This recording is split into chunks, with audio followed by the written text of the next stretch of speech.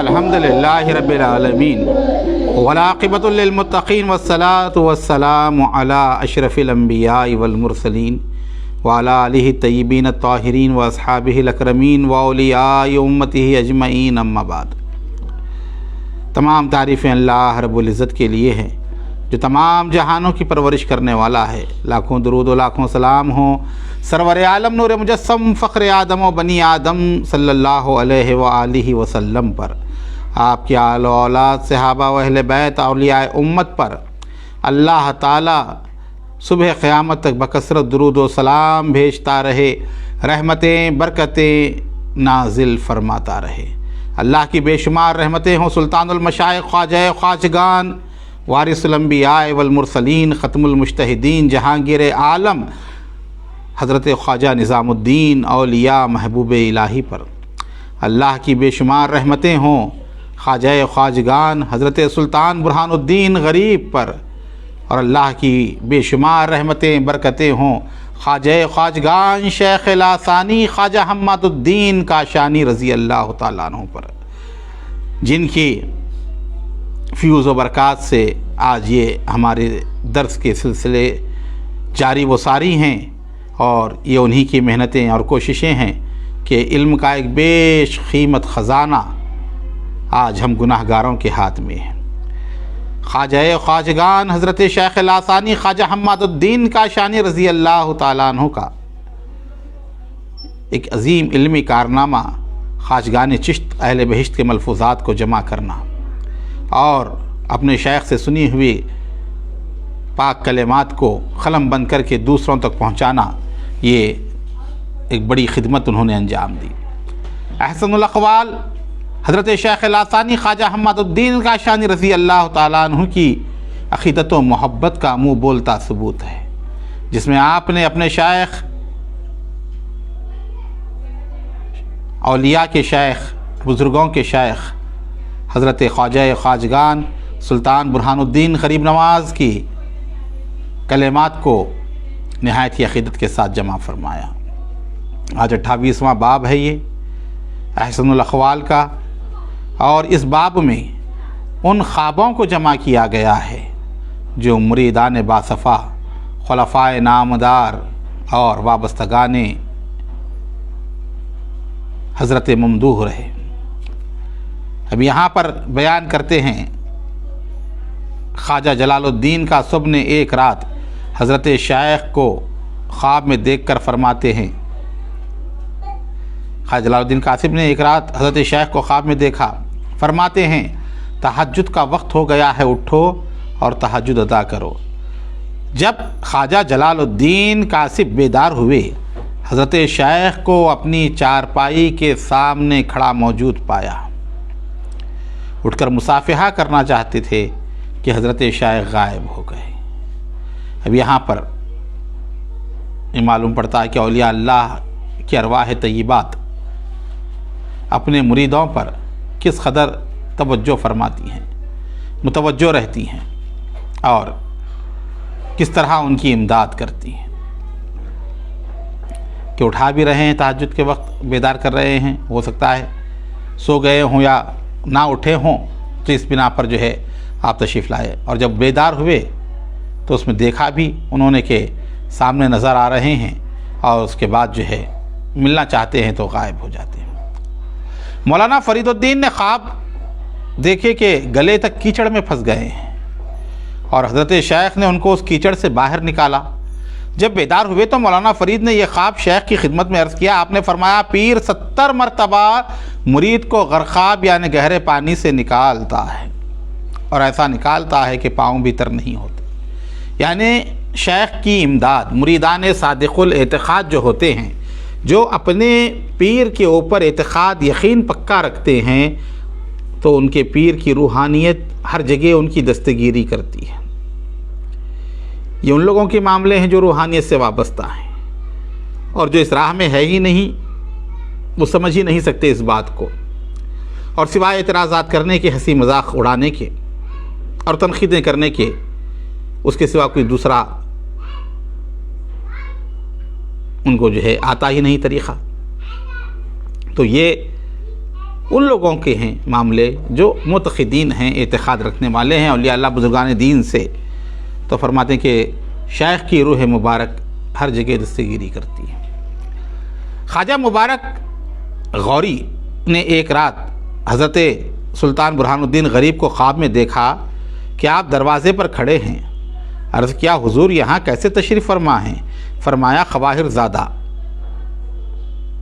یعنی بھانجا مولانا لطیف الدین کے انتظار میں ہوں۔ خواجہ گریہ محمد کہتے تھے ایک روز میں نے سنا خواجہ جہاں کے محلے میں کوئی درویش صاحب نعمت رہتا ہے، مصمم ارادہ کیا کہ کل اس کی ملاقات کروں گا۔ رات کو خواب میں سلطان برہان الدین غریب کو دیکھا۔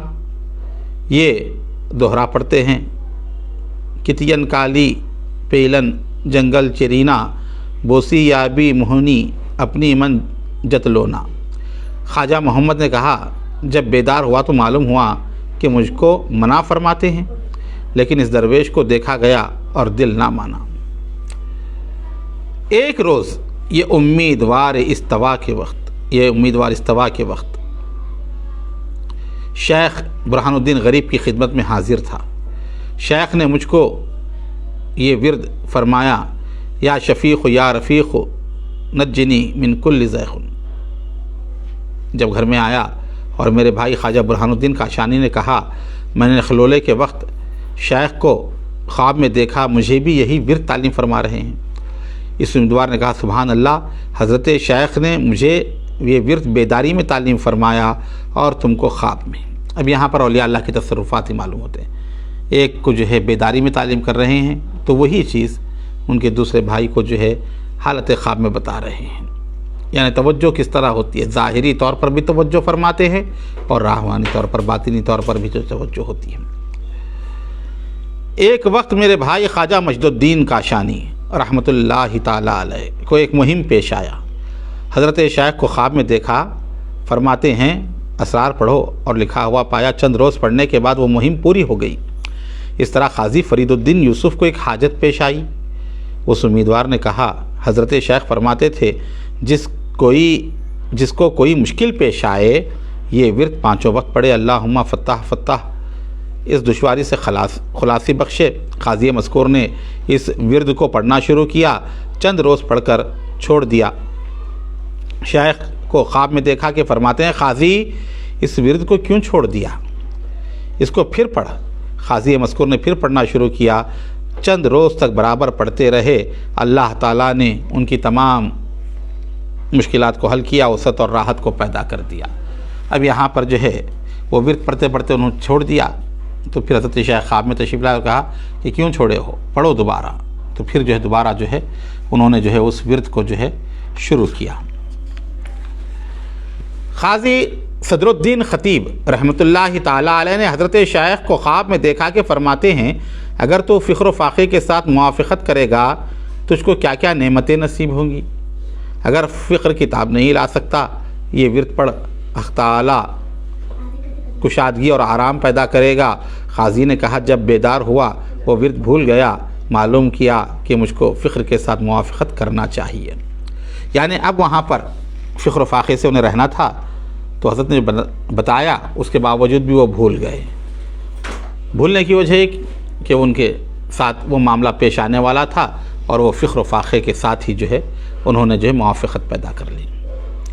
ایک دوست مرید کسی قصبے سے روضہ مبارک میں آیا حضرت کے پاس اور اپنے کام کے لیے مشغول ہوا۔ کچھ کام تھا اس کے لیے جو ہے وہ مشغول رہا، چند روز کے بعد چلا گیا۔ پہلی منزل میں حضرت سلطان برہان الدین غریب کو خواب میں دیکھا کہ فرماتے ہیں ابھی تیرا کام پورا نہیں ہوا تو کہاں جاتا ہے، جب تک تیرا کام پورا ہو ٹھہر جا۔ وہ مرید واپس آ کر روضے میں آیا اور یہ کیفیت بیان کی۔ 2-3 دن میں اس کا مقصد پورا ہو گیا، پھر چلا گیا۔ اب یہاں پر دیکھیں کہ اللہ والے ہر اپنے ظاہر سے واقف بھی ہیں، جانتے بھی ہیں، بلکہ عام مردوں کے بارے میں احادیث میں آیا، روایت میں آیا کہ وہ چپلوں کی آہٹ تک سنتے ہیں جو قبرستان میں لوگ آتے ہیں، اور تدفین کے بعد جاتے ہیں تو ان کی آواز کو تک سنا کرتے ہیں. اتنی قوت سماعت جو ہے اللہ تعالیٰ نے عطا فرماتا ہے. اور جو اللہ والے ہیں، جو صوفیاء ہیں، بزرگان دین ہیں، ان کا معاملہ تو اللہ اکبر کبیرہ. اب وہاں وہ حاجت لے کر آیا، کئی دن رہا، اس کے بعد جا رہا تھا. ایک منزل پر جانے کے بعد وہ سو گیا تو خواب میں فرماتے کہ تیری حاجت پوری نہیں، مت جا، واپس آ. پھر وہ دوبارہ واپس روضہ مبارکہ میں آیا، خلدآباد شریف آیا اور جو ہے وہیں پر بیٹھا رہا. 2-3 دن بعد جو ہے اس کی ضرورت اور حاجت جو تھی وہ اللہ تعالیٰ نے آپ کے تصدق میں، آپ کے وسیلے سے اس کی پوری فرما دی. ناظرین، معتقدین کو معلوم ہو جائے کہ پیر حالت حیات و ممات میں مریدوں کے حال سے غافل نہیں. وہ زندگی میں ہو یا انتقال کے بعد ہو، وہ ان کے حال سے غافل نہیں. اس کا ثبوت ایک رات خواجہ جنید نے اپنے پیر کو خواب میں دیکھا کہ فرماتے ہیں، جنید اپنے مریدوں اور معتقدین کے نام بتاؤ تاکہ ان کے لیے حق تعالیٰ کی جناب سے نعمت طلب کروں. خواجہ جنید ہر ایک کا نام لیتے تھے. آخر پر خواجہ کے پیر نے فرمایا، فلاں سخا بہشتی کا نام کیوں نہیں بتاتے ہو؟ عرض کیا، وہ مزدور ہے، اجرت لے کر پانی لاتا ہے. پیر نے کہا، ایک رات تمہارے جماعت خانے میں تھوڑا پانی تھا، اس نے ایک مشک خدا کے لیے ڈالا ہے. میں نے سخا کے لیے بھی خدا تعالیٰ سے دعا کیا ہوں. اب یہاں پر فرماتے ہیں کہ آپ نے پوروں کے نام بتائے، لیکن ایک کیا تھا؟ بولے وہ پانی ڈالنے والا تھا، پانی پلانے والا سخا جسے کہتے ہیں بشتی، وہ تھا.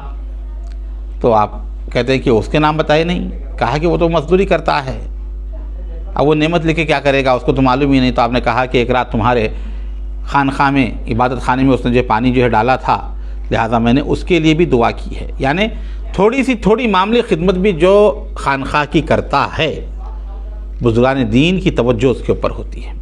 وہ حالانکہ اس نے ایک مشکزہ پانی ڈالا، ایک مشکزہ کتنا ہوتا ہے، اتنا پانی جو خانخواہ میں لا کر ڈالتا ہے، تو اس کے لیے بھی وہ دعا کرتے ہیں.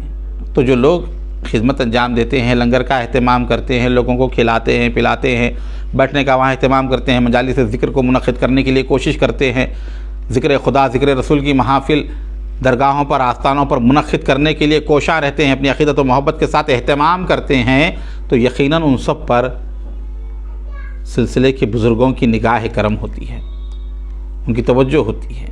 تو یہ کام انجام دینا یقیناً برکتوں اور رحمتوں کے جو ہے ذرائع ہیں. اس تحریر سے مطلب یہ ہے کہ مرید ہمیشہ اپنے پیر کو اپنا حامی و مددگار تصور کرے، حامی بھی سمجھے اور مددگار بھی سمجھے، اور ہر وقت اپنے شیخ سے التجا کرے تاکہ شیخ کی نعمت سے بے نصیب اور محروم نہ رہے. یعنی شیخ کی جو نعمت ہے اس سے کبھی بھی وہ بے نصیب نہ ہو اور محروم نہ ہو. 28 باب جو ہے ہو چکے ہیں، ایک باب رہ گیا ہے، تھوڑا سا جو ہے بیان ہے. انشاءاللہ تعالیٰ آخری ہماری نشست ہوگی اور اس میں باضابطہ اس کا ختم شریف کا مرحلہ جو ہوگا احسن الاقوال کے، اللہ کی مدد توفیق سے عظیم المرتبت خواجگان چشت اہل بہشت کے روحانی تصدق میں ہم انشاءاللہ تعالیٰ اچھے سے اچھے انداز میں اس کے اختتام کا پروگرام آپ کی خدمت میں پیش کریں گے، اور ہمارے خواجگان چشت سے وابستہ حضرات کے ساتھ اس کے متعلق جو ہے گفتگو بھی جو ہے ہم کرنے کی کوشش کریں گے. اللہ ہم تمام کو عظیم المرتبت خواجگان چشت اہل بہشت کے عظیم مشن پر عمل کرنے کی توفیق عطا فرمائے، ان کی تعلیمات کو عام کرنے کی توفیق عطا فرمائے، اور خواجہ خواجگان شیخ لاسانی خواجہ حماد الدین کاشانی رضی اللہ تعالیٰ عنہ کے صدقے میں ہمیں بھی اپنے پیران عظام کی محبت عطا فرمائیں، اور ان کی تعلیمات کو آگے تک پہنچانے کی جس طرح کاشانی برادران نے کچھ جستجو کی ہے، کوشش کی ہے، ہمیں بھی اللہ تعالیٰ ان کے تصدق میں اس پاک نفوس قدسیہ کے وسیلے سے ایسے ہی توفیق عطا فرمائے، اور سلطان برہان الدین غریب نواز کا فیضان ہمیشہ ہمارے اوپر جاری و ساری رہے. این دعا از من و از جملہ جہاں، آمین. بعد الہی تابوت خورشید و ماہی، چراغ چشتیاں را روشنائی.